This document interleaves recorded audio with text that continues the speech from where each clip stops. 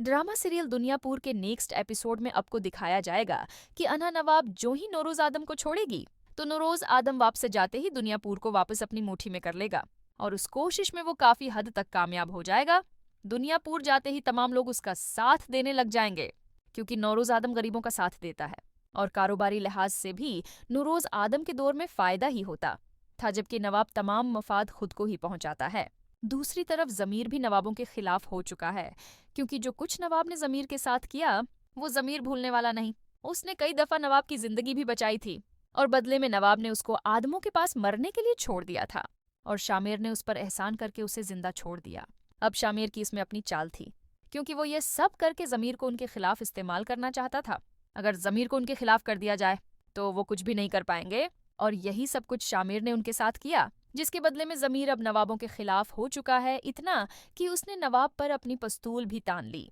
लेकिन दूसरी तरफ अब अना को पूरी तरह कंफ्यूज किया जा चुका है। एक तरफ नूरुज आदम ने उससे बताया कि उसकी माँ को उसके अपने ही बाप ने मारा है, जबकि उसने जब अपने बाप से पूछा कि मेरी माँ की मौत कैसे हुई तो नवाब ने उससे बताया कि तुम्हारी माँ हार्ट अटैक की वजह से इस दुनिया से चली गई थी। लेकिन जब यही बात उसने जमीर चाचा पर एतबार करते हुए उससे पूछी कि जमीर चाचा एक सवाल मेरे सामने आ खड़ा हुआ है और उसका जवाब मुझे सिर्फ अब ही बता सकते हैं, जमीर के पूछने पर अना ने उनसे कहा कि मेरी माँ की मौत कैसे हुई, जिस पर जमीर ने एक ही लफ्ज में उसे जवाब दे दिया कि नौरोज आदम ने। अब अना यहाँ पर काफी कंफ्यूज हो चुकी है कि आखिर उसकी माँ की मौत हुई तो हुई कैसे। लेकिन मेरे ख्याल में जिस तरह का नवाब एक कमीना इंसान है उसी ने अपनी बीवी का कत्ल किया है,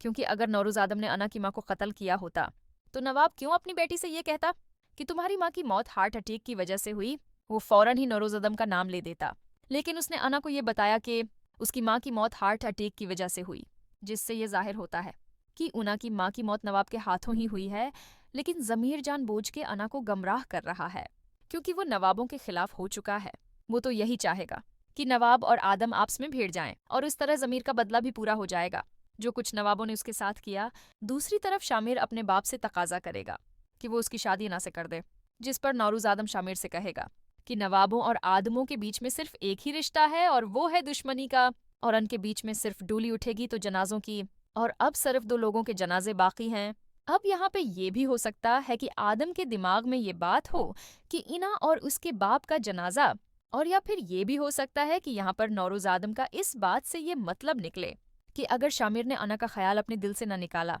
तो वो शामिर और अना को कत्ल कर देगा। दूसरी तरफ नौरोज आदम से उसकी माँ कहती है कि शामिर पूरी तरह अना के हाथ में है और तुम्हें शामिर को अना की मुट्ठी से निकालकर वापस अपने पास लाना होगा,